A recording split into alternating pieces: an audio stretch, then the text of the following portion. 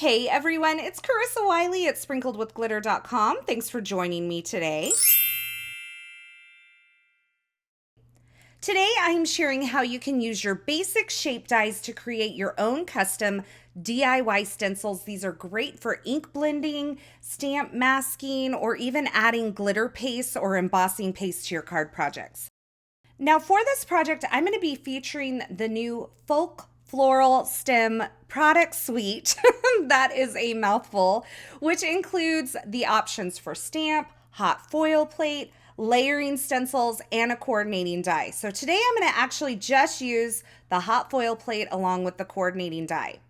Now to create my DIY custom stencil, I'm going to be using some nice acetate. I am using the Essentials by Ellen clear plastic here, and the Pinkfresh Studio nested circle dies. These coordinate with the nested circle frames hot foil plates. And I'm going to start by cutting my acetate to 6 inches by 6 inches. Now this is going to be the overall size of my stencil, but you could make this stencil any size that you want. You can make it the same size as an A2 card front. You could even make a slimline stencil or a mini slimline stencil. It's completely up to you.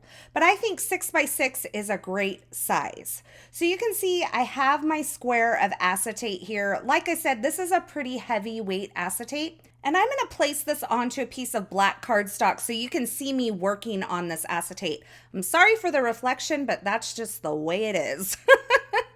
So I'm positioning my die towards the upper 1/3 of this square of acetate. And then I'm holding it in place with some repositionable tape, some low tack tape. And then I am going to put this through my die cutting machine. Now I think the trickiest part about all of this whole process is actually the die cutting of the acetate. So you probably saw me position my metal shim into my cutting sandwich there, and I actually placed the die with the blade side facing the metal shim of this Gemini Junior die cutting sandwich. And that makes cutting this acetate a breeze. So if you're having some difficulty die cutting acetate, you likely need a metal shim in there. And with the Gemini Junior, their manual actually states that you can die cut into that metal shim. So you can see here I am left with my stencil as well as a circle piece of acetate that I can use for masking as well. So I'm going to position this onto a piece of A2 sized cardstock. So this is 4 1/4 by 5 1/2 inches. I've added some repositionable tape to the back to hold that stencil in place. And I'm going to start ink blending. Now I am using Hammer Mill cardstock today because I find that it blends really well. And I'm using my Pinkfresh Studio inks in Apricot, Peach Fuzz, and Coral Reef. So I started out with Peach Fuzz, and now I'm bringing in the Coral Reef. And now I'm going to go back to Peach Fuzz, and where those colors overlap, I'm going to make sure that I kind of enhance that blend there. So you'll see me kind of go back and forth between both the Peach Fuzz brush and the Coral Reef brush. Then I'm going to move to my apricot, and I'm going to bring that in just from that lower right hand kind of corner, if you will, of this circle and kind of blend that on. And then I'm going to just wipe over the whole thing, clean up the excess ink, and then I can remove my stencil, and you can see I have this beautiful spotlight effect. This is going to serve as kind of a grounding point for my focal image and kind of bring the eye in, because I'm not planning on adding color to the focal image. And this is kind of one of those ways that you can get around adding color to a focal image. You can kind of let it stand on its own in like embossed on vellum or foiled like I'm doing today. Now I die cut this down to kind of center everything up because I didn't get that circle exactly where I wanted it. And I'm just using one of the plain rectangle dies from the Folk Edge rectangle set. And once I had that die cut down, I thought it would be fun to add a little bit of texture. And I could not wait to use this new dotted scalloped cover plate from Pinkfresh Studio. I love this. It gives me total mermaid vibes. Can't wait to make a mermaid project with it. And so I just taped that in place again with the same tape I've been using this entire time. And I ran that through my die cut machine, and it gives me this beautiful dotted scallop pattern all over my card front. So now let's go ahead and foil that folk floral stem. I have my plate on my foil press. My foil press is set to medium heat. I placed my foil with the pretty side down onto my hot foil plate. Then I added my hammer mill cardstock and my shim.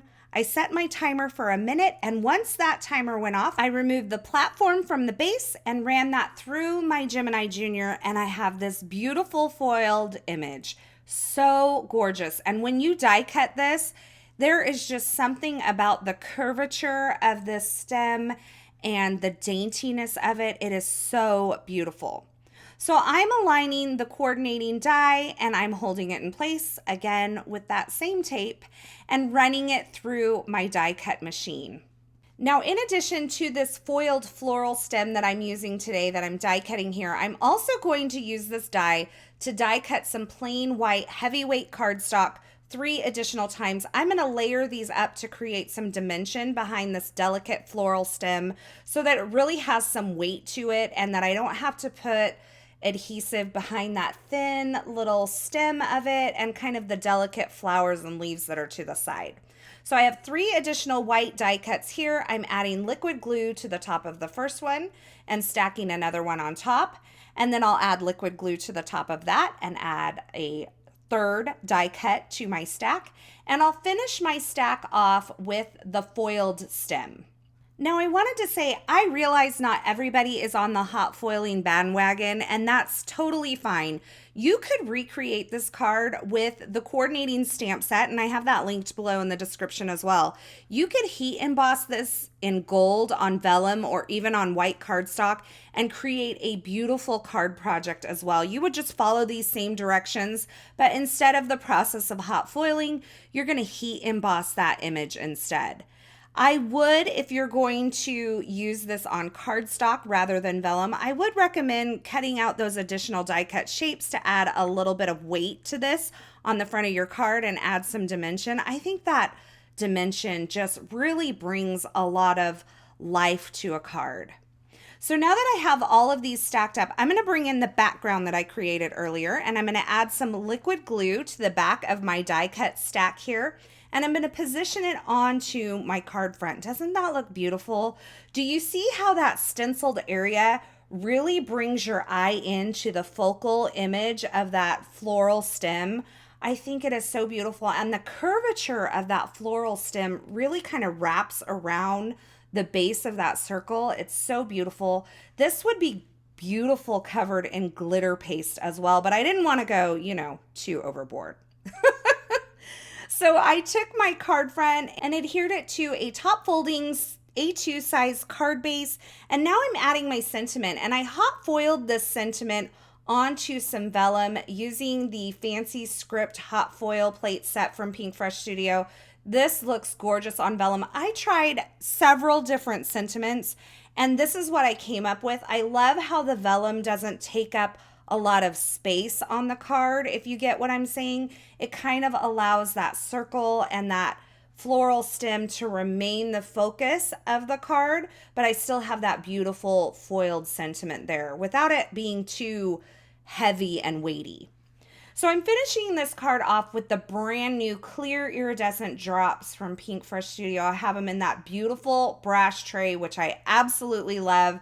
I added those on with some liquid adhesive, and that finishes off my card project today, featuring my own custom DIY stencil. Now, on this project, I used a circle die, but keep in mind that the nested diamonds or the nested hexagons or even the stars from Pinkfresh Studio would be a great die set to use for this technique.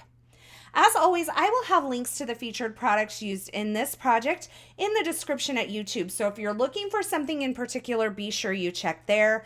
As always, thank you so much for stopping by and spending time with me today. Thanks for watching. I hope this video inspired you.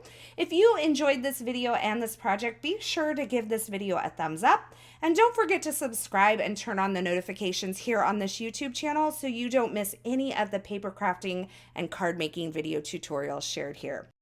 Thanks again for watching, and until next time, I hope you have a fabulous day.